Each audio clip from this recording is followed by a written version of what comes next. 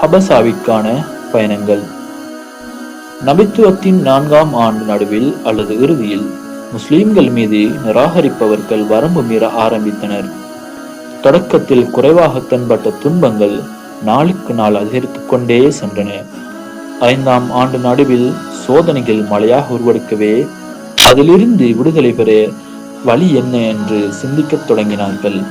அச்சூழ்நிலையில்தான் அல்லாஹுடைய பூமி விசாலமானது, எனவே ஹிஜ்ராவின் வழியை தேர்ந்தெடுங்கள் என்று சுட்டிக்காட்டப்பட்ட அத்தியாயம் ஜுமரின் 10வது வசனம் இறங்கியது. இம்மையில் நன்மை செய்தவர்களுக்கு மறுமையில் நன்மைதான் கிடைக்கும். அல்லாஹுடைய பூமி மிக விசாலமானது. நிச்சயமாக பொறுமையாளர்களுக்கு அவர்களுடைய கூலி கணக்கின்றி அதிகமாக கொடுக்கப்படும். அல் குர்ஆன் 38வது அத்தியாயம் 10வது வசனம். ஹபசாவின் மன்னராக இருந்த அஸ்மஹா நஜ்ஜாசி நீதமானவர்.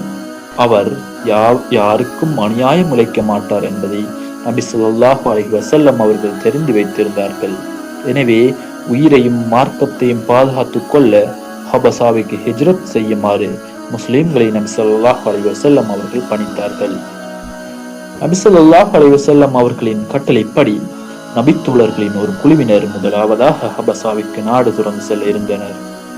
இதனை குறைசியர்கள் தெரிந்து கொள்ளக்கூடாது என்பதற்காக இரவின் நடுநிசையில் புறப்பட்டு சுஐஃபா துறைமுகத்தை அடைந்தனர். அங்கு 2 வியாபார கப்பல்கள் முகாமிட்டிருந்தன. எப்படியோ மோப்பம் பிடித்த குறைசியர்கள் இவர்களை தேடி அந்த துறைமுகத்துக்கு வந்து விட்டார்கள். அதற்குள் முஸ்லிம்கள் வியாபார கப்பல்களில் ஏறி ஹபசாவிற்கு புறப்பட்டு விட்டார்கள். இதனால் குறைசியர்கள் ஏமாற்றத்துடன் திரும்பினர். நாடு துறந்து சென்ற குழுவில் 12 ஆண்களும் 4 பெண்களும் இருந்தனர். அவர்களுக்கு தலைவராக உஸ்மான் இப்னு அஃபான் ரலியல்லாஹு அன்ஹு அவர்கள் இருந்தார்கள். இப்பயணத்தில் அவர்களின் மனைவியான நபி ஸல்லல்லாஹு அலைஹி வஸல்லம் அவர்களின் மகள் ருக்கையா ரலியல்லாஹு அன்ஹா அவர்களும் உடன் இருந்தார்கள். நபி இப்ராஹிம் அலைஹிஸ்ஸலாம் அவர்களுக்கு பின் இவ்விருவரும் தான் அல்லாஹ்வின் பாதையில் ஹிஜ்ரா செய்த முதல் குடும்பம் என்று இவ்விருவரை பற்றி நபி ஸல்லல்லாஹு அலைஹி வஸல்லம் அவர்கள் கூறினார்கள். முஸ்லிம்கள் தங்களது உயிருக்கும் மார்க்கத்திற்கும் பாதுகாப்புள்ள இடமாக ஹபசாவில் நிம்மதியாக வசிப்பது வினை வைப்பவர்களுக்கு பிடிக்கவில்லை. எனவே இவர்களில் நுண்ணறிவும் வீரமும் மிக்க அம்ர் இப்னு ஆஸ், அப்துல்லா இப்னு அபு ராஃபி ஆகிய இருவரை தேர்ந்தெடுத்து அவர்கள் நஜ்ஜாசியையும் அவரது மத குருக்களின் சந்தித்து பேசி முஸ்லிம்களை நாடு கடத்தும்படி வேண்டுகோள் வைக்கும் பொருட்டு அவர்களுக்கு அன்பளிப்பாக கொடுப்பதற்கு மதிப்புமிக்க வெகுமதிகளுடன் ஹபசா அனுப்பி வைத்தனர். முதலில் அவ்விருவரும் மத குருக்களிடம் சென்று அவர்களுக்குரிய அன்பளிப்புகளை கொடுத்து முஸ்லிம்களை வெளியேற்றுவதற்காக தகுந்த காரணங்களை கூறினர். அந்த மத குருக்களும் அதனை ஏற்று முஸ்லிம்களை வெளியேற்றுவதற்கு நஜ்ஜாசியிடம் ஆலோசனை கூறுவோம் என்று ஒப்புக்கொண்டனர். பிறகு அவ்விருவரும் நஜ்ஜாசியிடம் வந்து அவருக்குரிய அன்பளிப்புகளை சமர்ப்பித்து அவரிடம் இது குறித்து பேசினர். உமது நாட்டுக்கு வந்திருக்கும் வாலிபர்கள் உங்களுக்கும் எனக்கும் தெரியாத ஒரு புதிய மார்க்கத்தை பின்பற்றுகின்றனர். இவர்களை சார்ந்தோரே அவர்களை அழைத்து வருவதற்காக எம்மையே இங்கு அனுப்பியுள்ளனர். அவர்களை பற்றி இவர்கள் கூறிய குறைகள் நிபந்தனைகளை அவர்களை நன்கறிந்தவர்கள். எனவே நீங்கள் அவர்களை என்னுடன் திருப்பி அனுப்பிவிடுங்கள் என்று கூறினர்.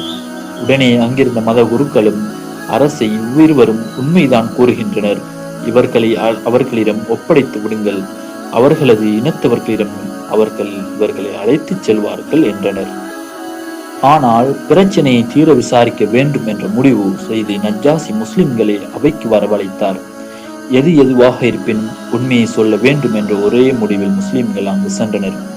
முஸ்லிம்களிடம் உங்களது இனத்தை விட்டு பிரிந்து எனது மார்க்கத்தையும் மற்றவர்களின் மார்க்கத்தையும் ஏற்றுக்கொள்ளாமல் புதுமையான மார்க்கத்தை ஏற்றுக்கொண்டிருக்கின்றீர்களே, அது என்ன மார்க்கம் என்று நஜ்ஜாசி கேட்டார்.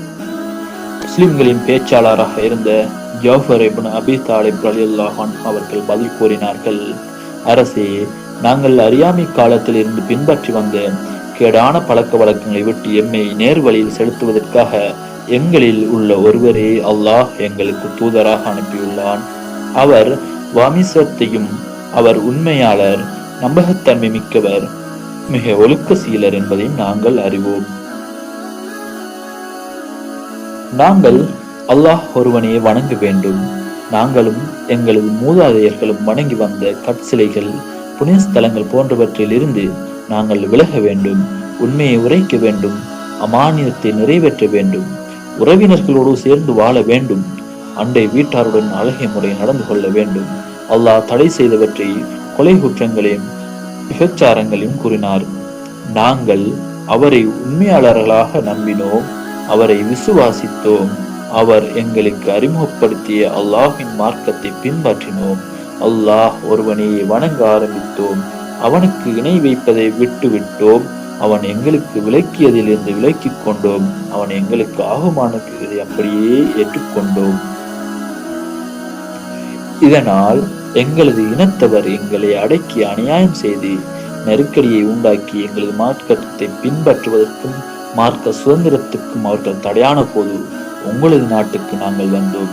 உங்களை நாங்கள் தேர்ந்தெடுத்தோம். உங்களிடம் தங்குவதற்கு விருப்பப்பட்டோம் அரசே என்று இங்கு அநீதி இழைக்கப்பட மாட்டதென்று நம்புகின்றோம் என இவ்வாறு ஜஃபர் ரலியல்லாஹு அன்ஹு அவர்கள் கூறி முடித்தார். அல்லாஹ்வின் புறத்தில் இருந்து அவர் கொண்டு வந்த ஏதாவது உம்மிடம் இருக்கின்றதா என்று ஜஃபரிடம் நஜ்ஜாசி வினவிய போது ஜஃபர் ரலியல்லாஹு அன்ஹு அவர்கள் ஆம் இருக்கின்றது என கூறினார். மரியம் எனும் அத்தியாயத்தின் முற்பகுதியை ஓதி காண்பித்தார். அல்லாஹ்வின் மீது ஆணையாக தாடி நனையும் அளவு நஜ்ஜாசி அழுதார். அவையில் உள்ளவர்களும் ஜஃபர் ரலியல்லாஹு அன்ஹு அவர்கள் ஓதியதை கேட்டு தங்களின் கையில் உள்ள ஏடுகள் நனையும் அளவு அழுதனர். பிறகு நஜ்ஜாசி, இதுவும் நபி ஈசா அலைஹிஸ்ஸலாம் அவர்கள் கொண்டு வந்த மார்க்கமும் ஒரே மடத்திலிருந்து வெளியானது என்று கூறி முஸ்லிம்களை அழைக்க வந்த இருவரை நோக்கி, நீங்கள் இருவரும் சென்று விடுங்கள், உங்களிடம் நான் இவர்களை ஒப்படைக்க மாட்டேன் என்று மறுத்துவிட்டார். பிறகு நஜ்ஜாசி முஸ்லிம்களை நோக்கி, நீங்கள் செல்லாமல் எனது பூமியில் நீங்கள் முழு பாதுகாப்புடன் பெற்றவர்கள். உங்களை ஏசியவர் தண்டனைக்குரியவர். உங்களை ஏசியவர் தண்டனைக்குரியவர். உங்களை ஏசியவர் தண்டனைக்குரியவர். தங்கத்தின் மலையை எனக்கு கொடுத்தாலும் உங்களை துன்புறுத்த நான் விரும்ப மாட்டேன் என்று கூறினார். தனது அவையில் உள்ளவர்களிடம் அவ்விருவர்கள் கொண்டு வந்த அன்பளிப்புகளை அவர்களிடமே திரும்ப கொடுத்து விடுங்கள். எனக்கு அதில் எவ்வித தேவையும் இல்லை.